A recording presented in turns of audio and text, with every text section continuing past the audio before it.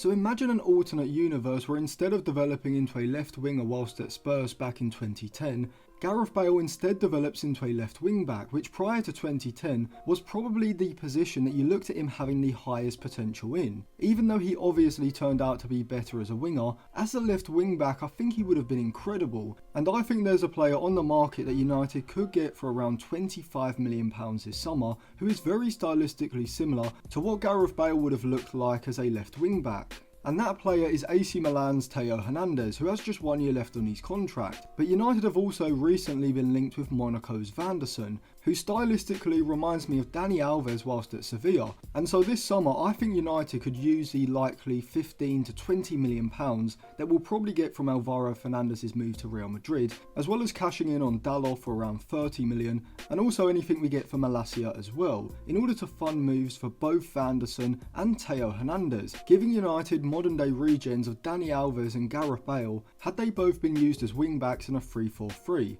I'll come on to how Theo and Van der Sar would improve Amorim's system tactically, but let's first analyse the two individually, both statistically and from the eye test as well. But before I carry on with the analysis, if you want to check out any cheap, good quality football jerseys, go over to dragonjersey.com. They sent me over one of their retro shirts, this Manchester United 2006-2007 long sleeved home shirt with Ronaldo 7 on the back, which may be my favourite jersey of all time, with Ronaldo's performance that season making it even more iconic. They've also got other retro and current season jerseys available, and depending on where you live you can get 7 to 12 day delivery time. If you use code Atlantis at checkout you will get a discount for a limited time, so I'll leave it linked in the description and in the comments section below. So both Van der Sar and Theo are incredibly explosive and powerful fullbacks, who like Hakimi and Mendes at PSG are really suited to playing as wingbacks, and like Hakimi and Mendes, both Theo and Van der Sar possess pace and power in abundance. When receiving the ball in a deep position on the flank, both have the ability to hold the ball statically in order to draw the presser in before playing a quick pass inside and accelerating beyond the pressing player. When receiving the ball on the run, they've got the ball control at speed, the acceleration and the physicality to burst past opposition players, looking to break beyond the midfield line and progress the ball into the middle or final third. And statistically, over the past 365 days, both players have been very good at doing this, with Van der Sar ranking around the 85th percentile for both his carries into the penalty area and his successful take-ons, whilst being slightly lower for his other ball carrying metrics, whilst Theo's output on the other hand looks to be a level above, sitting around the 90th percentile for all three of his ball carrying metrics, as well as the 73rd for his take-on. And I think these slight disparities do align with the eye test, as Theo is far more of a 400 metre type of wingback, someone who wants to race over longer distances, progressing the ball forward by driving past players into space, more so than having to dribble past them in more congested areas, whereas Van der Sar is the opposite. He's not as efficient when it comes to his carrying of the ball into space into the middle or final third as Theo is, but his footwork is a bit quicker when shifting the ball in tighter areas,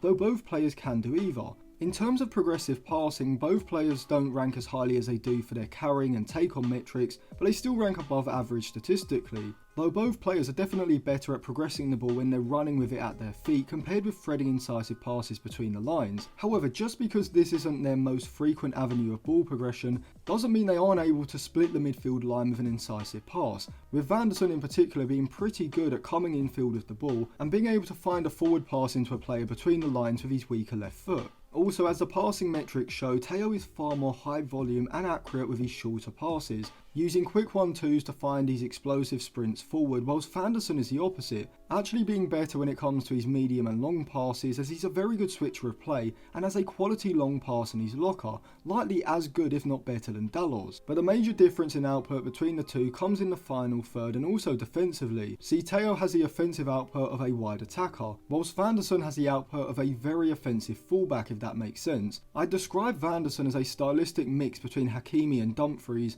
whilst Theo is more of a mix between Marcos Alonso and Ivan Perisic. Offensively, I think Theo is up there with the best fullbacks and wingbacks in the world, as not only is he a significant threat when it comes to progressing the ball into the final third in the first place, capable of receiving the ball deep inside his own half and having the ability to carry it at speed for 60 plus yards, but when he gets into the final third, his technique is immaculate when shooting from range, either going low and hard across the goalkeeper, an explosive effort into the roof of the net, or a curling strike from a central area. Theo has many different strikes in his locker. and this can also be seen statistically by him ranking around the 80th percentiles for both his non-penalty goals and non-penalty XG, and also slightly lower around the 70th percentile for his XG assisted. Now in the previous campaign, Van der Sar was a real goal scoring threat, as seen with his non-penalty goals and non-penalty XG in Ligue 1 last season, but his XG assisted was slightly below average. However, this season he is still recording a fairly high non-penalty XG, but he's not been as clinical with those chances, which sees him underperform his non-penalty XG. Although what I would say, both from the eye test and from his FB ref report over the past 365 days, you can see a clear development in his progressive passing, ball carrying, as well as his final ball and decision making in the final third. Van der Sar is a bit rougher around the edges when compared to Theo, who has a very elegant and efficient technique, but this does give Van der Sar a similar effect to Denzel Dumfries in the final third, able to use his unusual combination of physicality, flexibility, acceleration and aggression to make things happen out of nothing, whether this is just causing chaos with a powerful underlap or late run into the box from deep, or just being able to react quicker to a loose ball inside of the box. Van der Sar has the ability to get into goal scoring positions in and around the 6-yard box and penalty spot, whilst Theo's goals are more likely to come when he's shooting from in and around the edge of the box. And so offensively, I think you could make a case for Theo being the best left wing back in the world right now, with Nuno Mendes, Alphonso Davies and DeMarco his closest competition. And I do actually think, based on current ability from an offensive point of view, he's a level above Alvaro Fernandez and a few above Dorgu. Whilst on the right side, Van der Sar is certainly a better ball carrier, dribbler and goal scoring threat in the final third compared to either Mazraoui or Dalot. But if Theo has an advantage in terms of output in the final third, defensively Van der Sar is the better of the two. I don't think Theo is a defensive liability in the same way that Trent Alexander-Arnold can be, as whilst he can get caught high up the pitch often, I wouldn't class this as an individual defensive mistake, just a trade-off in the way that you play him, but he can switch off sometimes at the back post, and whilst he isn't a high volume or front foot defender ranking in the 20th percentile or lower for his dribblers tackled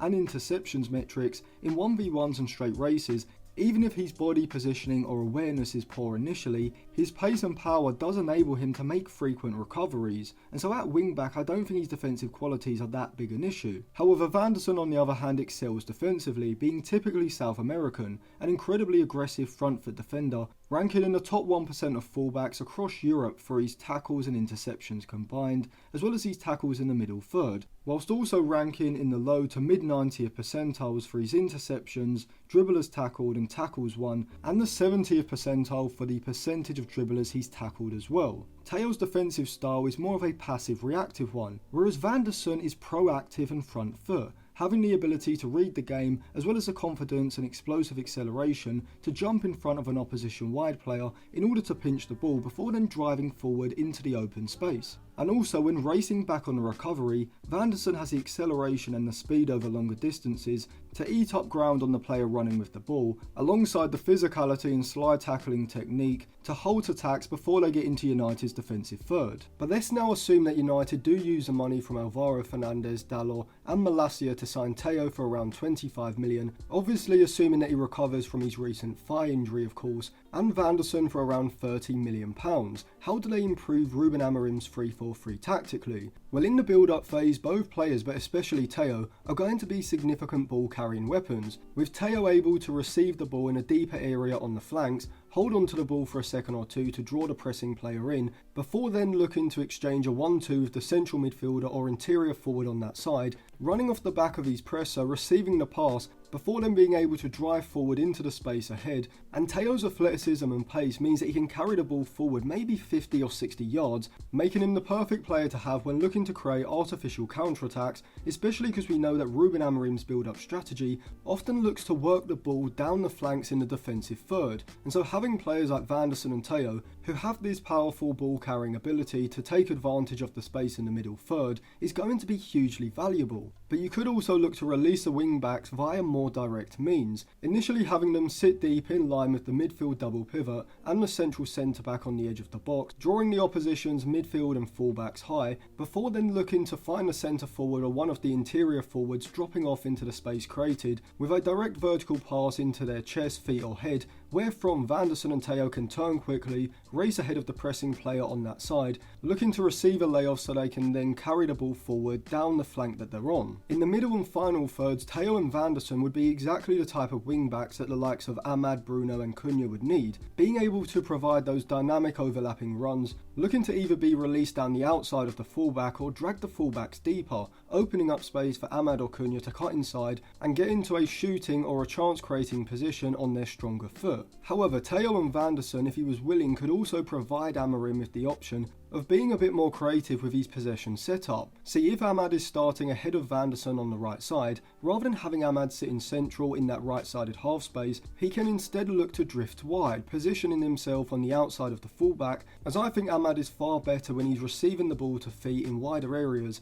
and then being able to race at his fullback in a 1v1, rather than when he's receiving the ball centrally between the lines, often with his back to goal. Now, in order to compensate for Amad's movement out wide, if Bruno was starting in the midfield double pivot alongside Ugarte or maybe someone like Ederson, he can now push up between the lines, taking up a position in the right-sided half space, whilst Vanderson on the right, rather than holding a position as you usually expect from the wing-backs in Amorim's system, he can now make a horizontal movement in field, firstly to potentially find himself some space to receive the ball if Bruno's forward movement drags one of the opposition midfielders deep, but primarily it would be to provide defensive security in the rest defence alongside Ugarte or Ederson, allowing Bruno Fernandes to push higher up the pitch and Amad to hold a wide position on the outside of the fullback. Vanderson's recovery pace and slide tackling ability is fantastic, and so utilising him in the rest defence does make perfect sense, as in the event of a turnover and a fast break by the opposition, rather than having Bruno Fernandes or Mainu or whoever else starts in the midfield double pivot being positioned here in the rest defence, now you would have Vanderson alongside either Ugarte or Ederson, two players who are far better when it comes to moving across and looking to halt counter-attacks before they move into United's defensive third. Now, Theo Hernandez on the other side wouldn't provide this sort of defensive security in the rest defence, but unlike Vanderson, he does have the quality in the final third of a wide attacker, and so rather than simply just running down the outside of Cunha, Theo could also look to make diagonal runs in field, with Cunha potentially pulling wide as we have seen him do for Wolves this season, opening up the space for Theo to arrive into, receive the ball, and then immediately look to drive forward to the edge of the box, setting up a shooting opportunity. And if Amorim was to give Theo more of a relationist role and greater freedom in possession, he can look to drift across to the right side, pick up the ball in a similar sort of position between the lines, though rather than having to now shoot across the goalkeeper as he would do on the left, he can now cut inside and look to curl the ball with his left foot into the far corner. And so if Amorim was to use Vanderson and Theo in these more creative ways, alongside what they would provide with their over and underlapping runs, I think both players would massively improve Amorim's attack, giving United substantially more pace and power with their ball carrying through the middle third, as well as their movements ahead of play in the final third. So let me know what you think of Theo and Vanderson in the comments section below. And if you want to check out any cheap, good quality football jerseys, go over to dragonjersey.com. You can use code Atlantis at checkout for a discount. I'll leave it linked in the description and comment section below. And if you do want to read any of my articles or sign up for the group chat, I'll leave my Patreon linked on the end screen now as well.